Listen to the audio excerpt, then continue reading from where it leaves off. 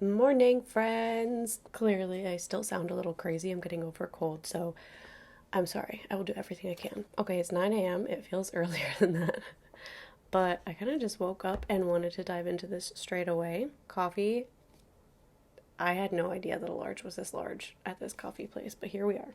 I've just been really excited to tell you about everything I read in January because it was a really good start to the year. It was kind of all over the place as far as ratings, but some months like I have a really hard time figuring out which one is going to be book of the month, and I don't know if I have that much to say about it in a video, but this month is different.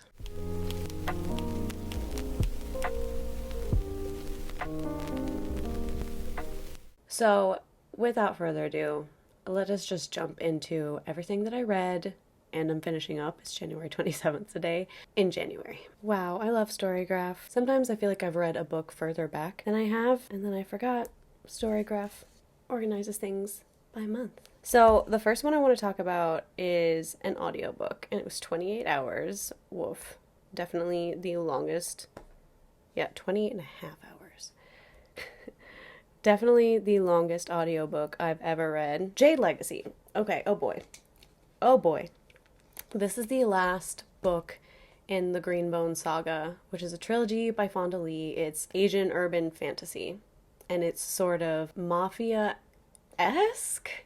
Yeah, that's fair. Like mafia-esque, but with like ancient powers that only a select group of people can harness from Jade, which is pretty cool. I think it's a bit slow for some people because it is a longer book, and Fonda does not rush through any parts. She focuses on the politics. She focuses on the deepest, darkest nooks and crannies of every character's brain. She develops characters throughout the series like none other. And you go through like emotional roller coasters on, like, your favorite character changes because they all just change throughout the whole story, and it's amazing. And it's a lot. It can be a lot, like there are a lot of different names to memorize, and some of them you leave and come back to throughout the series, but it's very worth it. And for the most part, if you just keep going and you have like the top 5 characters memorized, you're gonna be fine. But I love this series. I for a second thought I wasn't gonna finish it, and then I heard somebody else talking about it, and I realized that I cried at both of the first 2 books, and like I have not cried at many books at all, like less than 5. Now 3 of them are Fonda Lee, and I did cry at this because like you go on such a long journey with these characters, and she's not afraid of bad things happening to people that you love. And yeah, I'm really glad that I read this, and still, even through this book, my favorite characters and the characters that I feel like I am most like, I was mad at them, I was frustrated with them, I was disappointed in them, I was proud of them, I was scared for them, all of the things, all of the emotions.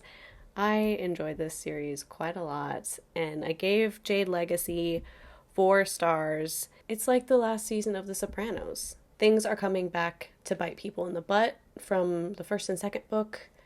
People have changed, people have kids now, and they've grown up in this culture, and they're forming their own opinions on everything. It's a lot. It's a lot of things just coming to fruition, and she's wonderful. So I really enjoyed that book. It was definitely worth the 28 and a half hours on audiobook.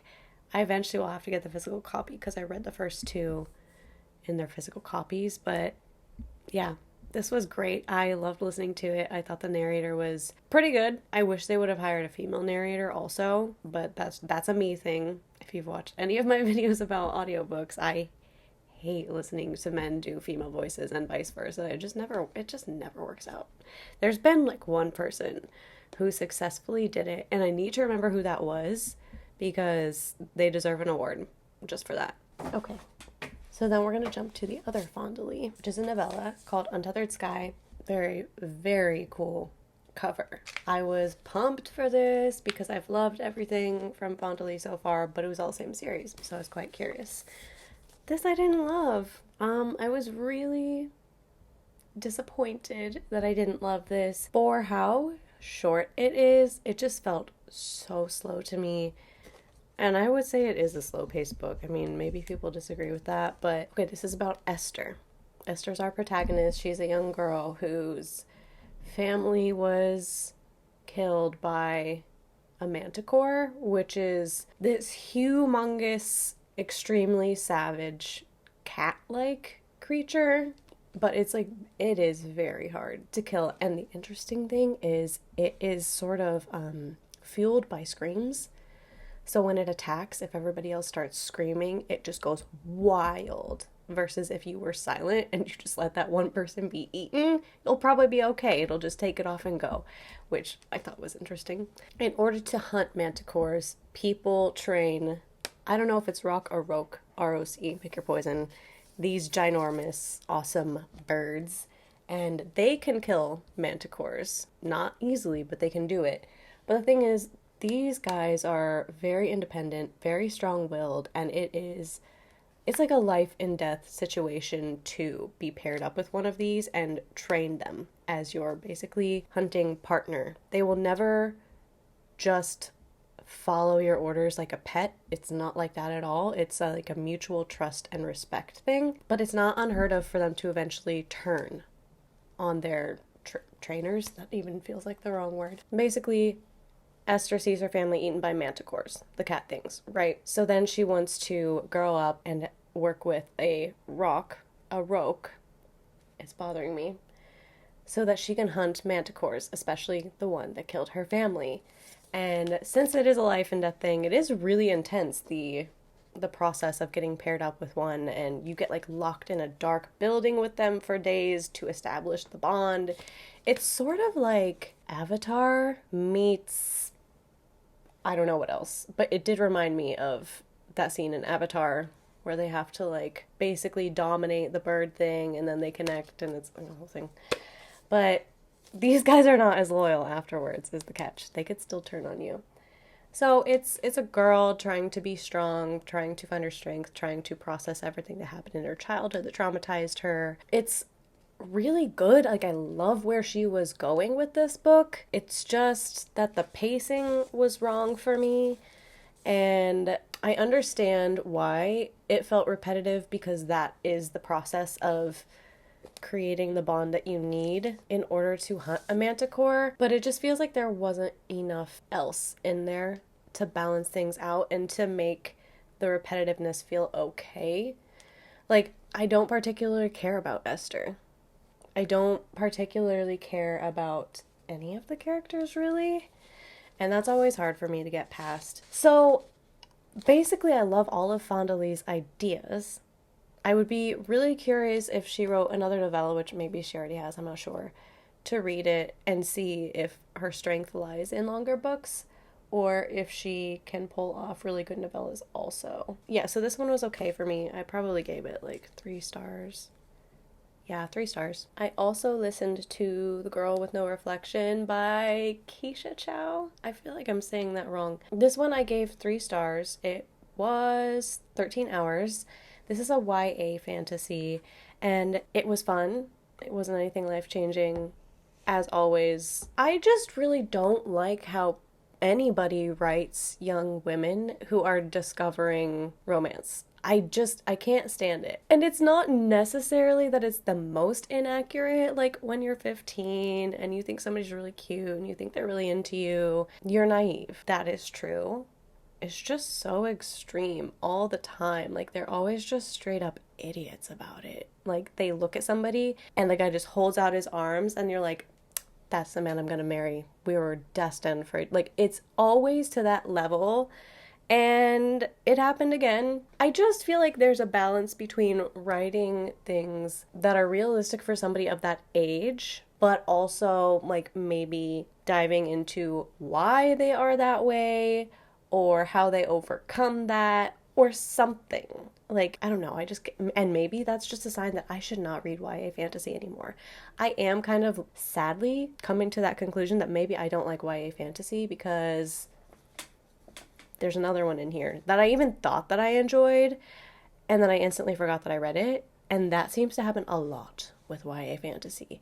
So I think I might be stepping away from that genre a little bit. Okay, so basically, Princess Ying has been betrothed to a prince who pretty much immediately locked her in her room and is not nice to her no matter how much she tries, and she doesn't understand what she's done wrong.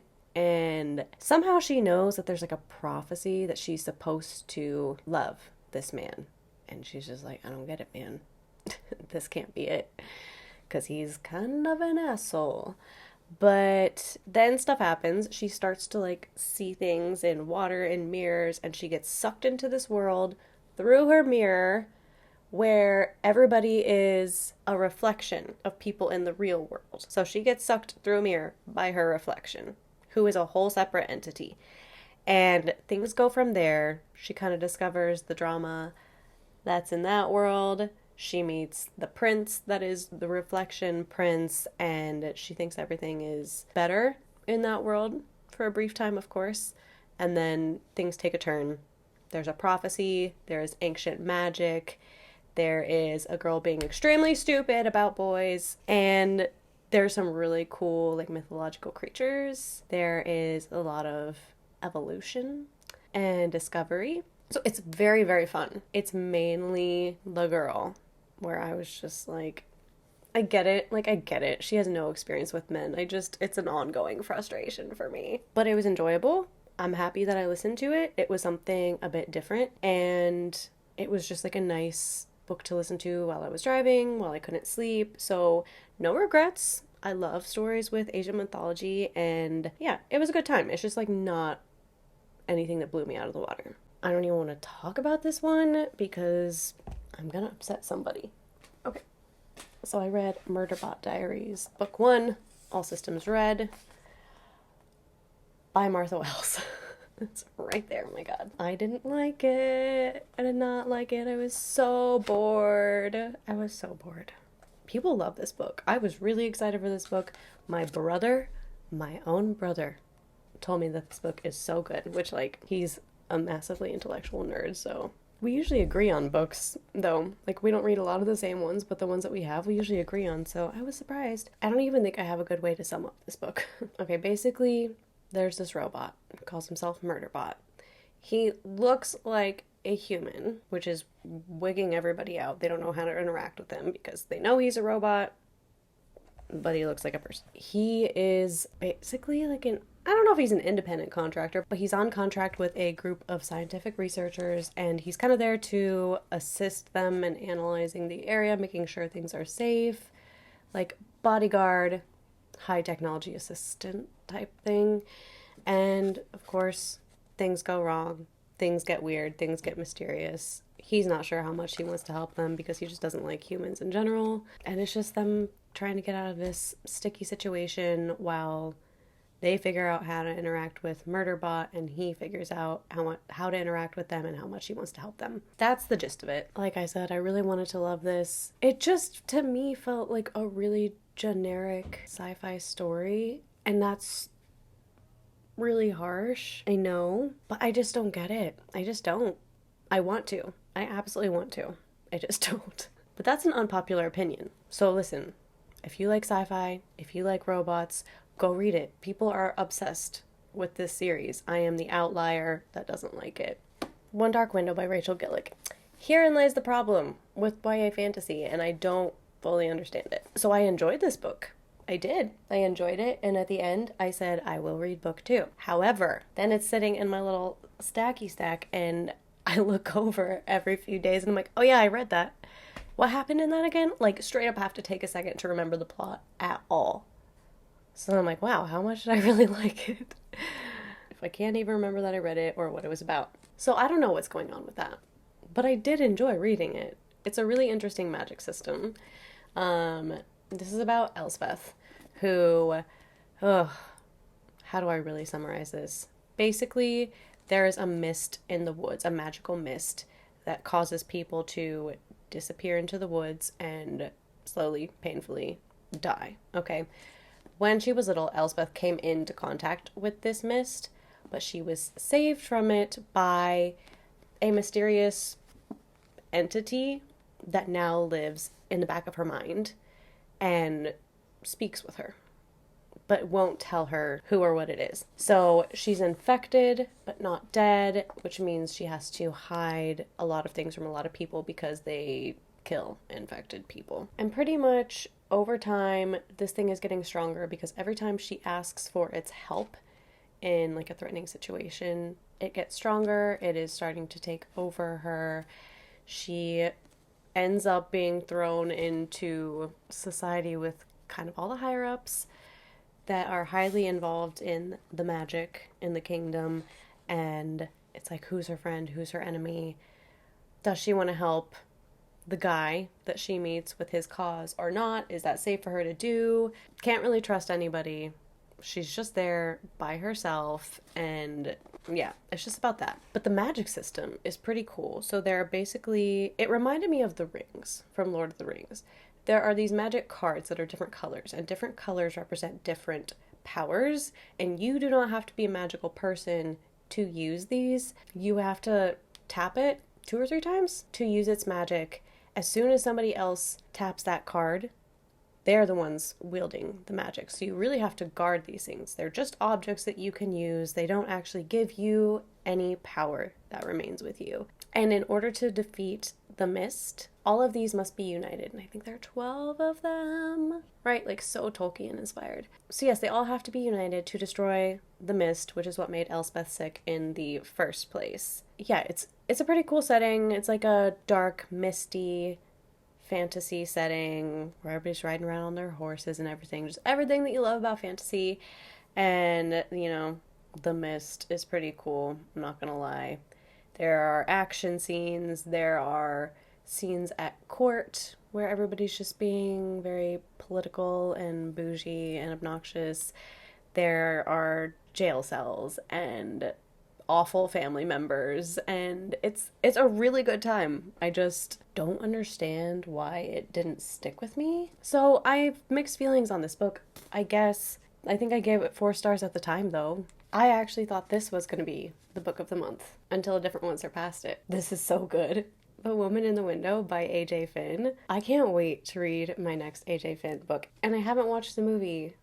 I meant to do that. I just kind of forgot about it, but I will be watching the movie, and it'll be very interesting to see how it holds up to this. But this is such a well-written thriller. Like, this is what I want. When I read The God of the Woods, I said, I don't love it the way everybody else does. A lot of things annoyed me, but it was so well written that it was still very enjoyable to just listen to on audiobook. And I want to find more thrillers that are written better, like literary thrillers, I guess.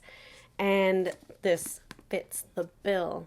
This is solid. This is about Anna Fox, who lives in New York City, and she's agoraphobic, very agoraphobic, cannot leave her home, and so she just has her wine and her binoculars, and that's pretty much her life, is like talking to other agoraphobic people online, playing chess, and knowing everything that her neighbors do every day. Obviously, eventually, she sees something, and she's trying to figure out how to deal with it when she can't really leave the house. So that's a pickle. And, you know, the twist got me in this one. It was a thing where I was running every scenario, every option through my head because it was so good that I was just dying to figure it out. And I kept telling my friend Brittany, I was like, I'm lost. Like, it could be this, it could be this, it could be this, but I am lost. It could be any of them. And in the end, it was one of the things that I thought it could be, but in a different way. So I was still shooketh. Like, he got me. He got me. This was just, I blew through this. The formatting of this book, the structure of it, it's just, it makes you feel like you are reading this book so fast, which I was. But, you know, you could get really bored reading about a person that's just trapped in their house doing the same stuff every day. That could be very, very boring as a book. And AJ Finn figured it out. The characters were really good. They were all interesting. They were diverse. This was so fun. This was just a blast, honestly. I've got another one saved on Libby of his. I don't remember what it's called, but I will read any thriller that this man writes. 100%. Let me preface this book by saying, if you're going to leave a hateful comment, goodbye. I mean, you can leave it and I'll just block you, but I can already see it coming.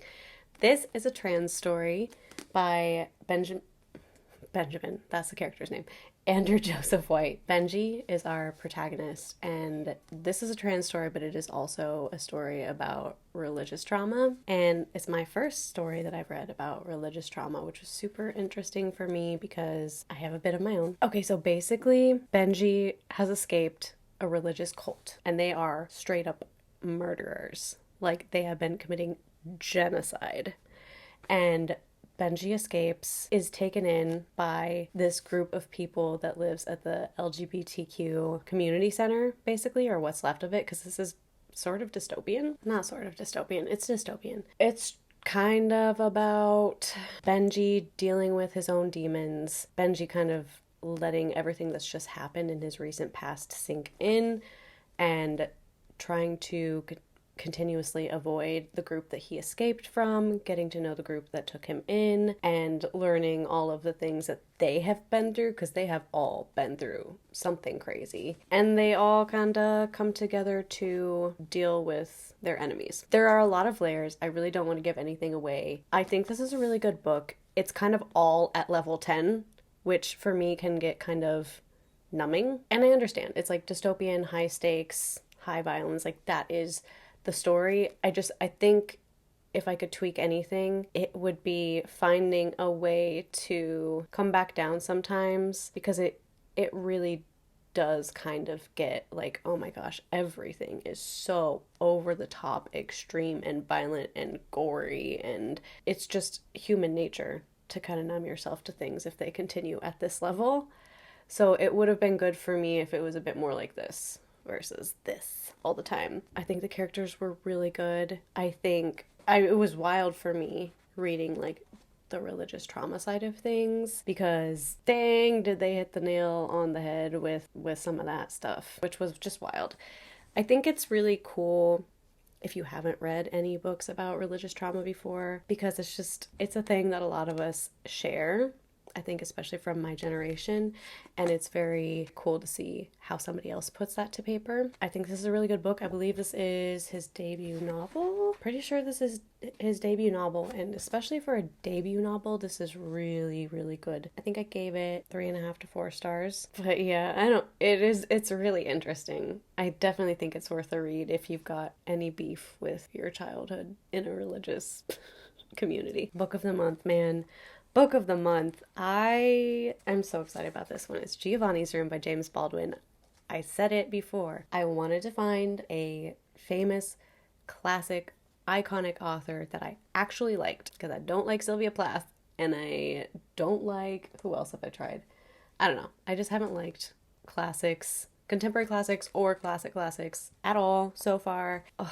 All hail James Baldwin, honestly. I love reading people who are so cerebral and introspective and can just put the super complex things that we think about the most basic human interactions into the most perfect words. And that is this man. I appreciate that so much because it makes me feel less crazy. This was a journey. So this story, it's about David and Giovanni. They're in Paris and they become involved with each other.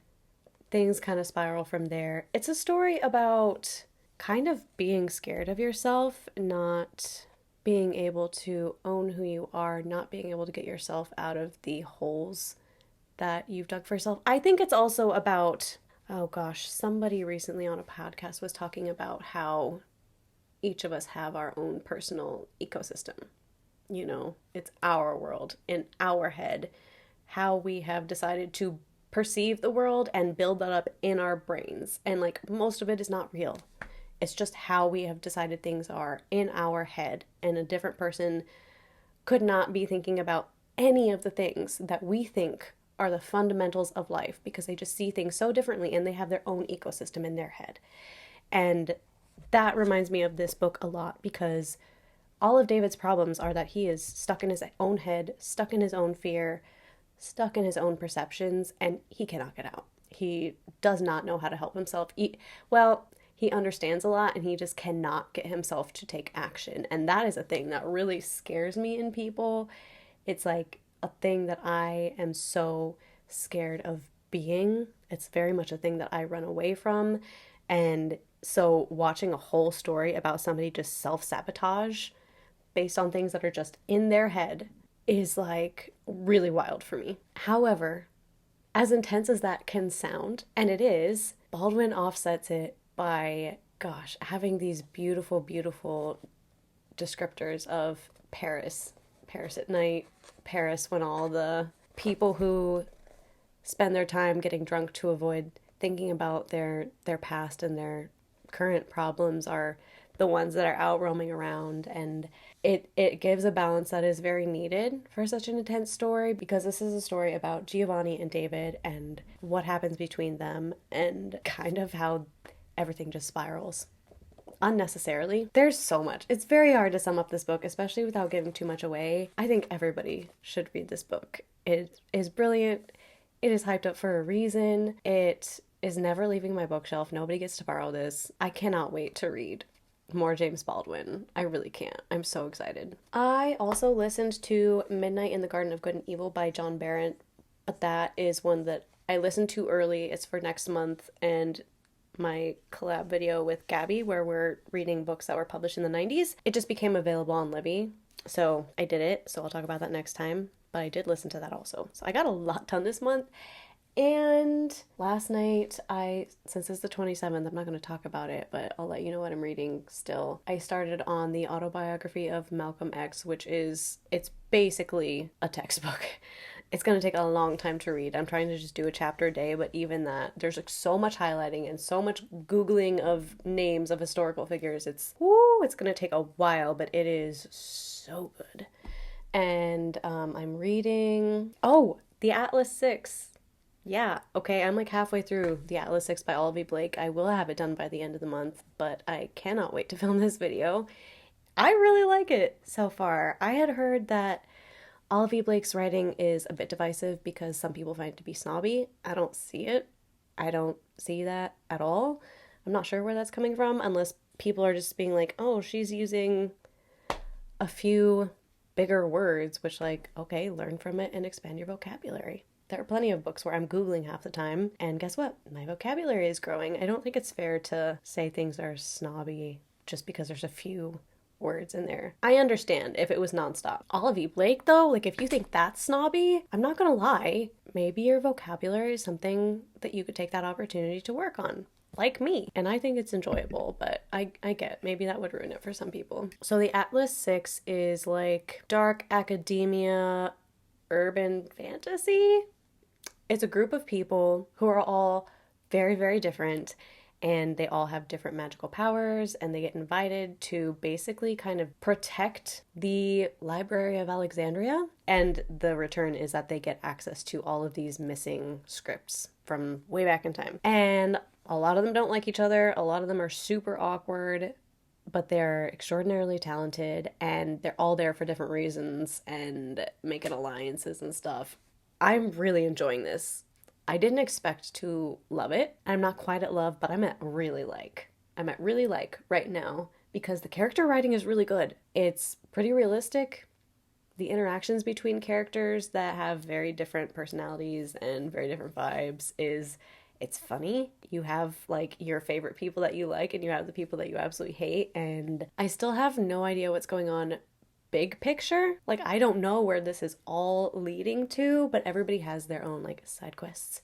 So I'm just happy living in those right now. It's really enjoyable, and they also got a lot of people for the narration. Like, they all have their own voice actor, which gosh, I appreciate, because I would be so confused and also annoyed if one person was trying to do 5 different voices. So far, this is a really good time. I'm not gonna lie. And I also started The Secret History by Donna Tartt, which is another one that Gabby and I are reading together next month. If you want to call anything snobby, call Donna Tartt snobby, okay? Like, Olivie Blake, why are you coming for her? Donna Tartt, I'm just like, okay, pause. I have like 6 things to Google, which is okay. I'm fine with it. I think the writing is really good so far. I am not very far at all. I'm like maybe a chapter in. Like, I started that last night. I started Malcolm X last night. Yeah. So juggling a lot. I'm interested. I'm very interested. I have heard a couple of things from Gabby about like the pacing.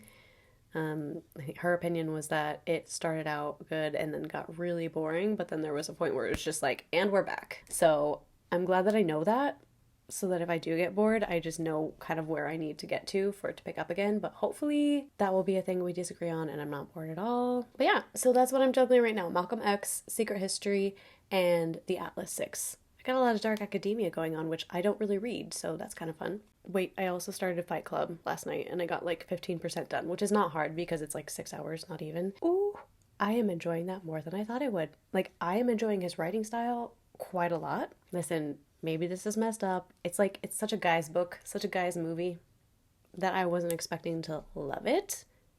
I figured there was a reason that it was popular and I would enjoy it. But I am like doing little audio bookmarks on Libby in this book, which is always a great sign. So Fight Club is a blast so far. I'm not gonna lie to you. So that's what's going on right now. Next week, I think, is when I will do Book of the Month. I'm gonna read a bunch of interviews, watch a bunch of videos on this, read a bunch of articles on this, because I know there are a million different things that people could dissect and bring new light to. I love books that can spark a million different discussions. Think pieces.